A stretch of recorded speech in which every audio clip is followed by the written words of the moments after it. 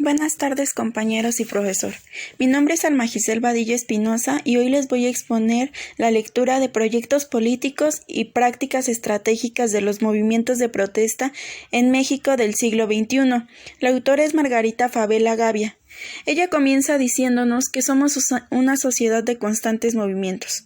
Concretamente vamos a hablar de México.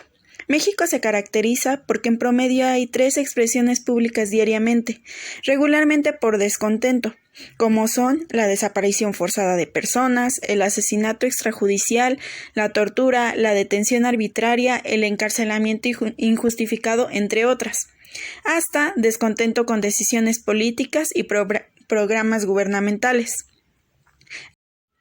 Esto quiere decir que existe una sociedad activa.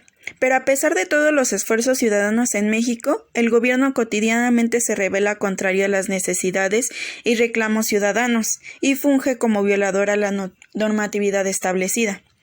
México está caracterizado por la corrupción, el autoritarismo y el manejo patrimonial de los recursos públicos. Esto nos da como consecuencia una economía que no crece, y la pobreza solo se agudiza más y más. La polarización cada vez es mayor, y la violencia se multiplica en todos los sectores. Es por ello que la autora nos dice que para que el estudio de los movimientos sociales tenga sentido, debemos entender su naturaleza y el poder transformador que tienen. Siempre damos por sentado que los movimientos son progresistas, pues de una manera u otra se oponen a las decisiones o estructuras de poder vigente. Es aquí cuando surgen 3 preguntas. ¿Por qué debemos asumir que todos se orientan en la misma dirección? ¿Todos buscan el cambio social? ¿Todos se oponen de la misma manera al poder? Para responder estas preguntas recurrimos a indagar desde las movilizaciones y la percepción de sí mismas como un ente. Particularmente en México, la movilización tiene la característica ya mencionada, sobre el poco impacto en el sector gubernamental, pues los grupos dominantes mexicanos ya conocen la manera de cooptación, reforma y represión, además de su respaldo con socios económicos y lealtad de las Fuerzas Armadas, es decir, todo lo concretamos en un panorama de políticos negociantes. Estos políticos operan todos del mismo modo, sin importar la afiliación partidista. Se amparan de su cargo público para realizar negociaciones que proporcionan grandes beneficios a empresas e individuos. Pactos, acuerdos y negociaciones son secretas y ocasionalmente se vuelven públicas. Todo esto tiene un costo que se ve reflejado en las múltiples expresiones públicas de descontento. México ha soportado manifestaciones que han hecho caer a gobiernos en otros países de Latinoamérica. Esta unidad es la que se encuentra detrás de la ofensiva realizadora de la propuesta social, que, envuelta en el crimen organizado, ha servido para enfrentar el descontento popular al desacreditar, acosar, desaparecer y asesinar ciudadanos en lucha, informadores, activistas sociales y defensores de derechos humanos. Por esta razón es necesario retomar el examen de los proyectos y estrategias de la movilización social y así poder frenar acciones abusivas del grupo dominante. Para analizar las acciones estratégicas es necesario revisar el interior de las movilizaciones. Esto nos permitirá definir cuál es la estrategia más adecuada para frenar las acciones abusivas de los grupos dominantes. Se debe entender que detrás de una movilización política hay una valoración desfavorable de los responsables políticos. Ello no necesariamente implica que la valoración desfavorable tenga las mismas características en todos los participantes. Es decir, la multiplicación de expresiones de descontento popular no concluye necesariamente en una sociedad movilizada. Ni siquiera dentro de una misma protesta los participantes forman parte de una entidad colectiva, más allá del breve tiempo que dura la manifestación de descontento, lo que quiere decir que dentro de los diversos grupos, en la ocupación de vías y plazas públicas para externar su desacuerdo con determinadas situaciones y exigir atención a sus reclamos, hay una multiplicidad de motivaciones diferentes que debemos explorar y conocer para comprender y analizar los imaginarios políticos de los participantes en las movilizaciones sociales. De esta forma, se descarta que existe una identidad como tal. Los proyectos políticos contenidos en las demandas que enarbonan las protestas sociales, así como las prácticas estratégicas que despliegan para lograr sus metas, nos ayudan a identificar a los imaginarios políticos que impulsan a la población movilizada. Dicho análisis nos ayuda a conocer el tipo de necesidades colectivas, de concepciones de sociedad, de expectativas de cambio que tienen quienes participan en eventos de protesta. Todas las demandas expresan un reclamo o una exigencia sobre determinado asunto en concreto. En este punto, los postulantes se autoconciben como integrantes de un grupo, sector social o comunidad. Por otro lado, las prácticas estratégicas son los medios elegidos para manifestar su descontento y obtener satisfacción a sus demandas. También nos permite desentrañar la autoconcepción que poseen los participantes, así como sus ideas sobre las estructuras de dominio en las que se inserta su accionar. La autora nos presenta 3 casos ampliamente conocidos en donde se toman características y elementos para analizar. El caso número 1 es Atenco y La Parota. Ambos son casos de movimientos campesinos que se pueden tomar como ejemplo para otras comunidades que han sido objeto de proyectos de desarrollo, que en los hechos implican el despojo de su territorio o la contaminación del mismo. Estos casos se caracterizan por sus demandas al rechazo tajante a la iniciativa gubernamental. Las formas de lucha incluyeron elementos de política convencional y elementos de política contenciosa. Ambos casos comprendió la realización de marchas, plantones, bloqueo de caminos, paralización directa de las obras de exploración, difusión mediática de su lucha y en ambos casos contaba entre sus referentes la Revolución de 1910.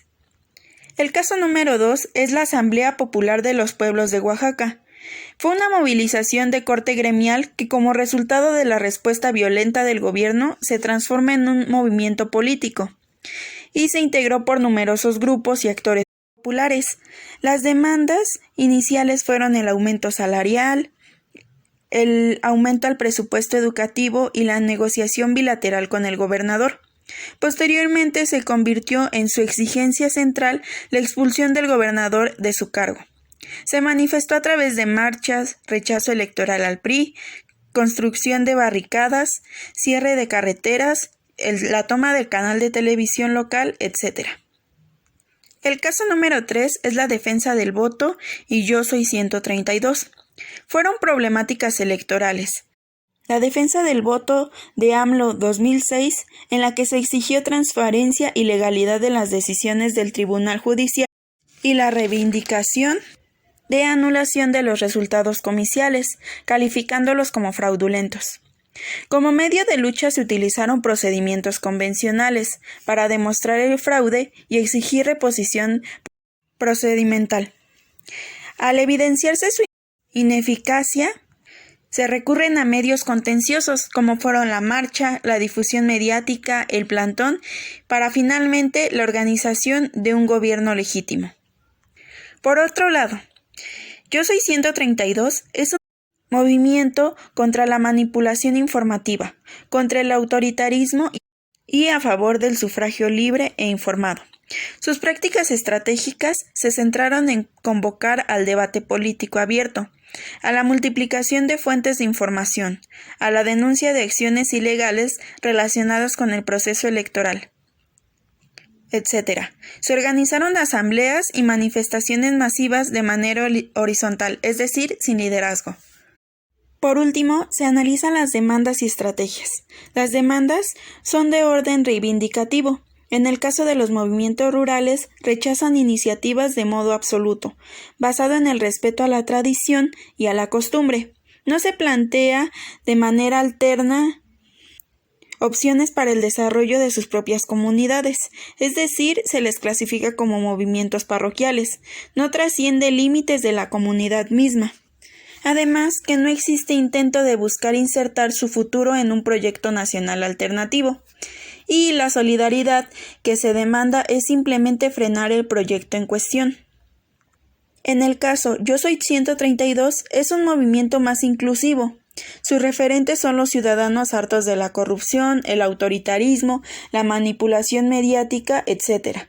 Aunque el movimiento inició con estudiantes, logró trascender y convocó a cualquier miembro de la sociedad afectado por los motivos ya señalados.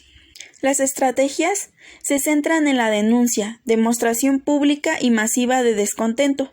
Se utiliza la manifestación callejera y, más reciente, el Internet. No hay análisis estructural y coyuntural de las posibilidades de éxito. No hay selección de los medios más eficaces, sino de los más socorridos.